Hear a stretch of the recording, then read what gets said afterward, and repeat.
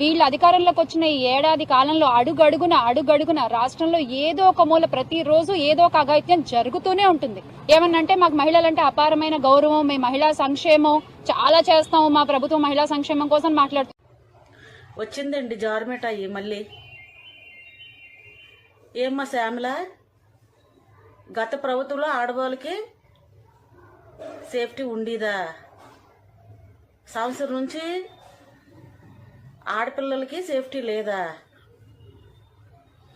మరి గత ప్రభుత్వంలోని ఒక అక్కని ఏడిపించాడనేసి తమ్ముడిని అడిగితే ఆ తమ్ముడిని బాడీ డోర్ డెలివరీ చేశారు.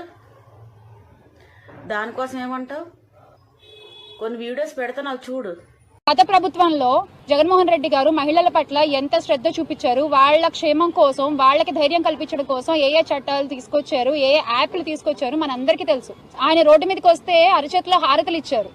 ఎక్కిన దున్నపోతువి నువ్వు. ఇంటర్మీడియట్ చదివే భవ్యశ్రీ గురించి మీద అత్యాచారం జరిగితే ఇంత మట్టికి నీకు సిగ్గు లేకుండా ఒక ఆడపిల్ల మీద, పసిపిల్ల మీద అసలు అత్యాచారం జరిగితే ఇంత మట్టికి ఆ నలుగురిని అరెస్ట్ చేయడం చేత కాకుండా అడుగుతున్నా, సాక్షి పేపర్ లోని ఇంకా మీరు దిగజారుడు రాజకీయాలు చేస్తున్న కొద్దీ ఆ 11 సీట్లు కూడా మీకు రాకుండా పోతాయి. నేనేదో బస్సులోంచి ఈడ్చి కొడతారా అని చెప్పారు అని అంటే, నేను ఆ రోజు ఒక డిబేట్ లోని వైఎస్ఆర్సీపీ తాలూకా ఒక స్పోక్స్ పర్సన్, అమ్మాయిలు చాలా రేప్ అవుతున్నారండి, నేను గవర్నమెంట్ స్పందించడం లేదని అంటే, నిన్నెవడైనా రేప్ చేశాడా నన్ను అడిగాడండి లైవ్ లో.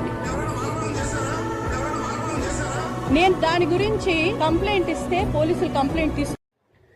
చూసావు కదా, మరి దీనికి సమాధానం ఏంటో చెప్పమ్మా.